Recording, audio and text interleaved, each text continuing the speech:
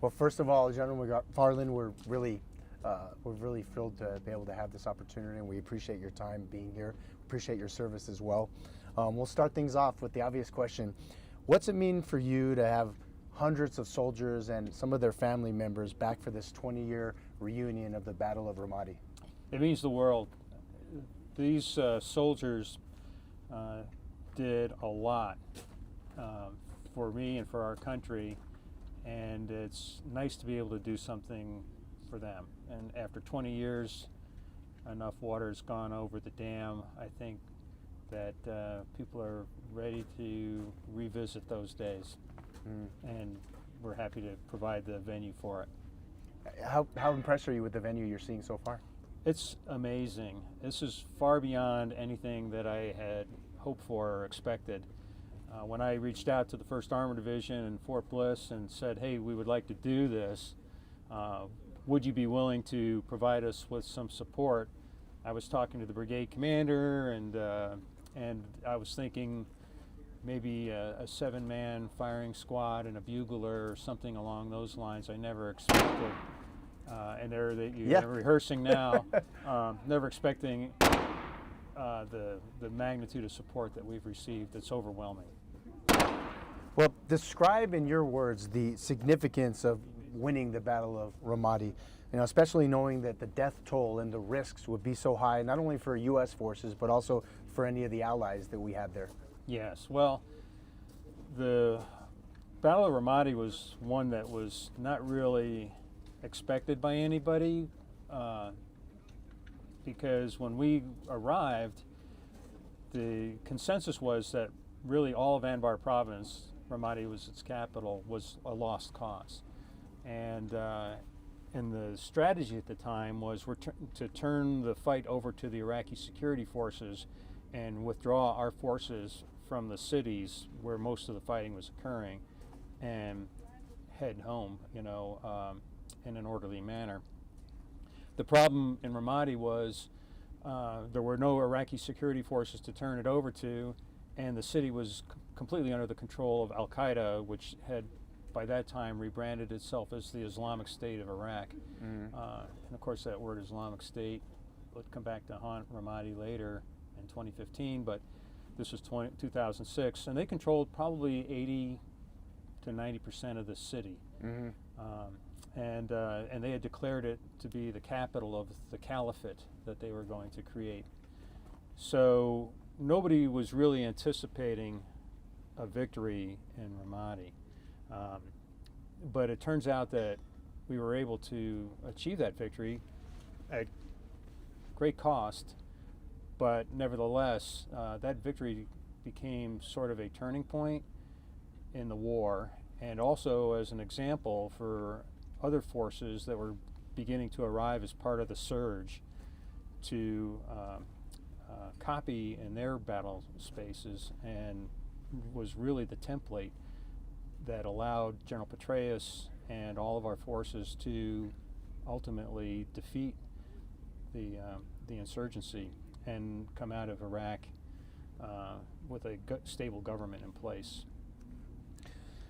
I know in your podcast, and we talked about it a little bit, it was a long one, but in your podcast with Jocko Willink, you said, quote, "You knew the U.S. Army was in the right place because of how hard the enemy was fighting."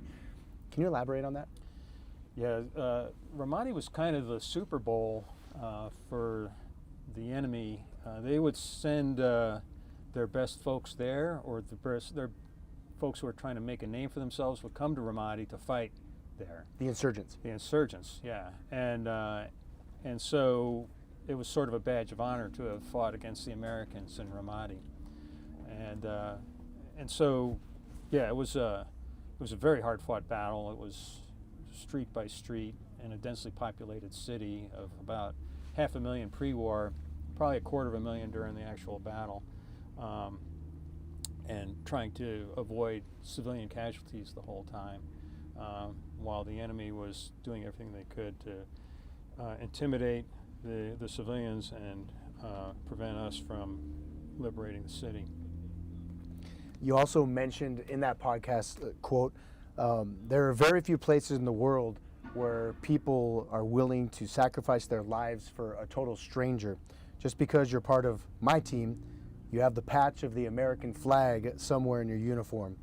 That's the bond that they have. Can you talk a little bit more about that as well? That's right. All these soldiers, sailors, and Marines, fortunately we didn't lose any airmen, but they were there too. Many of us met each other on the battlefield. I deployed from Friedberg, Germany with my brigade combat team, the 1st Brigade, 1st Armored Division, about 3,800 soldiers. And we sent one of our battalions out to a place near Ramadi called Heat, and the rest of the brigade fought in Ramadi. But we picked up battalions from other brigades within the division, other battalions from other parts of U.S. Army Europe, Marines from the United States, 2 Marine battalions, actually 3, parts of 3 Marine battalions, Navy SEALs. Our surgeons were Navy doctors. We had all kinds of National Guard and Reserve units come in. We had a National Guard, Texas Army National Guard Apache unit supporting us. And we just kind of met on that battlefield. And just because we were all part of the same team, there was really nothing that any of them wouldn't do for any of the others. But did you have to deal with any of the rivalry, so to say, between the Marines, people from the Navy, people from other armed services? I know there's a bit of a rivalry in some cases. Only really around the Army-Navy football game. Okay, good. As a civilian, I don't know these things. Yeah. And so we made a little Spirit commercial for the Army-Navy game, but we didn't say "Go Army, beat Navy" or "Go Navy, beat Army." We said "Go Army, go Navy." And actually, our public affairs officer, who was killed in action, coordinated all that for us, and she was a Naval Academy graduate, so she was happy to do it. Okay. I know you had to rely on informants. You had to rely on the cooperation of the tribal leaders in Iraq as well, Iraq security forces, Iraq police officers, many others. Describe how important it was to get that collaboration. It was critical. We wouldn't have been able to succeed without them. And the estimate of combat forces we really needed to clear Ramadi was several times larger than the number of forces that I had with me, as many as we had. When we did have a lot, it was somewhere between 5,000 and 6,000 soldiers, sailors, Marine, and airmen at any given time fighting in Ramadi, and that doesn't count the Iraqi security forces. But the tribes, the support of the population was critical. The objective in a counterinsurgency campaign is the civilian population. You're competing with the enemy for security and the support of the civilian population. And in Anbar province, the tribes represented that, and their sheikhs were relatively persuasive in that regard. They were not necessarily the top sheikhs within their tribes. Many of them had fled to Jordan, but they were the sheikhs who were on the ground and had the respect of the local tribes people. And so when the enemy overstepped themselves and killed one of the sheikhs, and left him in a place where he couldn't be buried within 24 hours, which is kind of Islamic tradition? Yeah, it's a violation of Islamic law. So they, at that point, were pretty fed up with Al-Qaeda anyway. Many of them had lost tribesmen and relatives to Al-Qaeda and the Islamic State.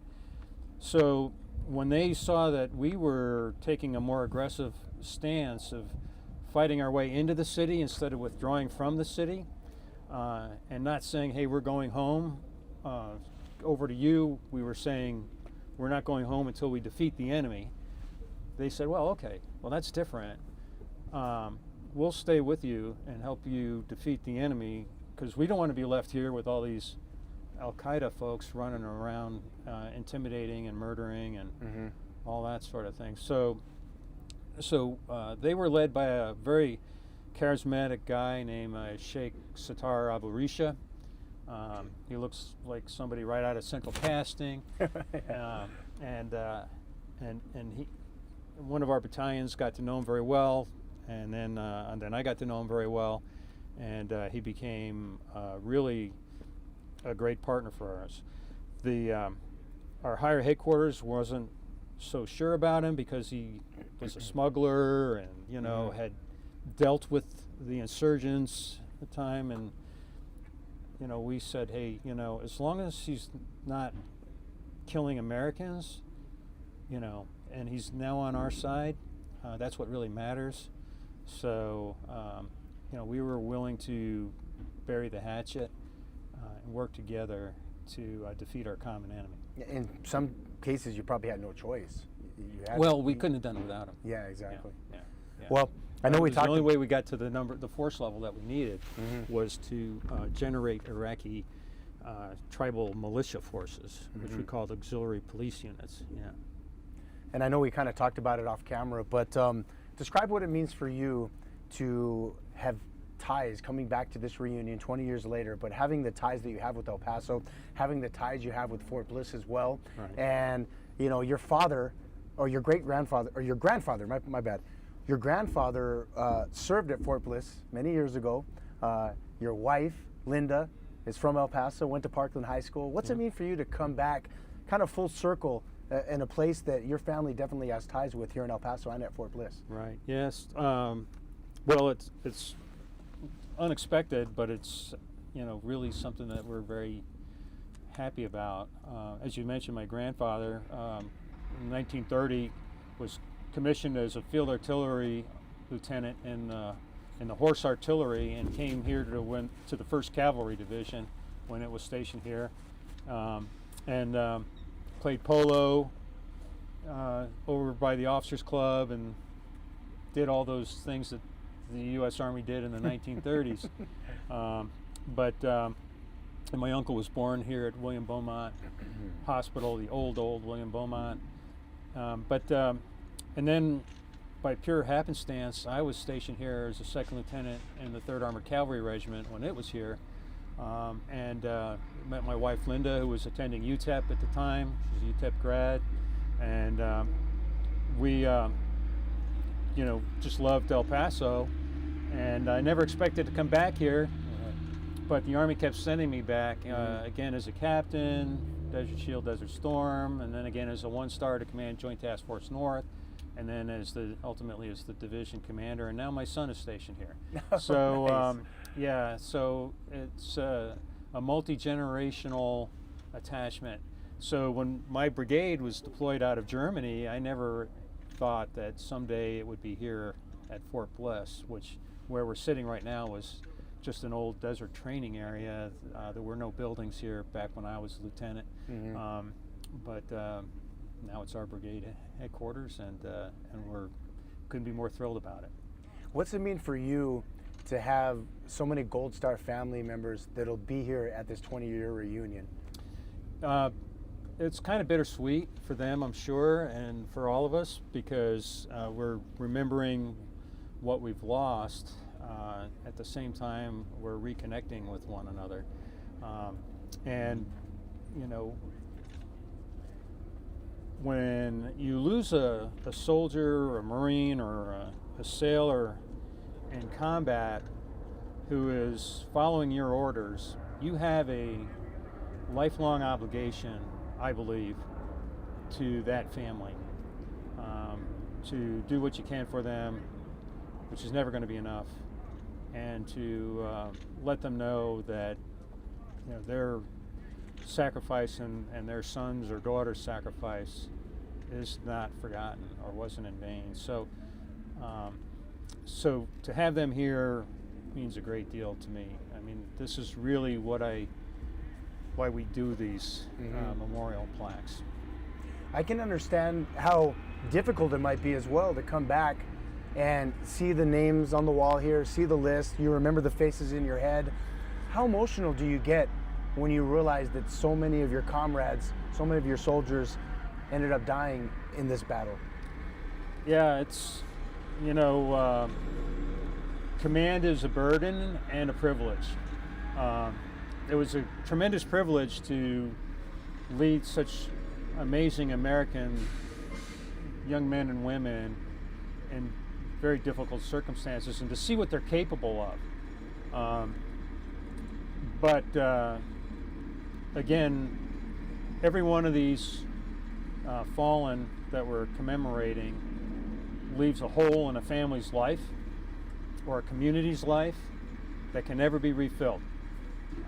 And I'm responsible for that. Mm-hmm. They were following my orders. Mm-hmm. And it's just something that kind of drove me through this entire process of organizing this reunion and this memorial. What types of thoughts come to your head? What type of emotions come to your head when you sit there looking at these names on the wall after coming back here and imagining their faces and remembering them as people as you take a look at what they're going to unveil on Sunday, or Saturday rather? Yeah, it's just a sense of loss. You know, the ones that I knew well, you know, the ones that I was closer to on my staff, or one of my officers or non-commissioned officers, but sometimes even some of the young soldiers who were just around me that I came to know and whose names are now on this plaque. You know, you can't help but feel sad that they're not going to be here. I went to too many memorial services in Iraq, and almost every memorial service somebody would say, he was my brother, black, white, didn't matter, they were brothers, and he was funny, he was smart, he'd do anything for you, and a lot of times they would ask, why does it always seem like it's the best of us who we lose? And I eventually came to the conclusion that it seems that way because only the best of us are over there. This is an all-volunteer force, and the reason we only lose the best of us is because if they weren't the best of us, they wouldn't have been there. And so, yeah, irreplaceable, every one of them. Is there anything else you'd like to add that maybe I didn't ask you? Yeah, I would like to thank everybody who helped make this possible. I want to certainly thank the 1st Armored Division, who you hear practicing and moving bleachers around in preparation for this event on a day off. Good for them, yes. Yeah, they're going to come in on a day off, and they don't get a lot of days off. They're a super busy unit, but they're going to be here to support the soldiers who preceded them. And so I want to thank them. I want to thank our very generous donors who made this memorial and this entire reunion possible and affordable for so many people to come together and reconnect, reunite, and remember. And I want to thank everybody who I served with for their courage and their sacrifice. Well, General Sean MacFarland, I want to thank you as well, not only for your service, but for taking the time to sit down with us and for everything you've not only done for our country, but also for El Paso. You know, obviously El Paso, we have a lot of pride in our community, and you know, we take pride in having Fort Bliss connected to us and is part of our community as well. So it means the world that you're taking the time to sit down with us, and I greatly appreciate it. Thanks for your time. No, thank you.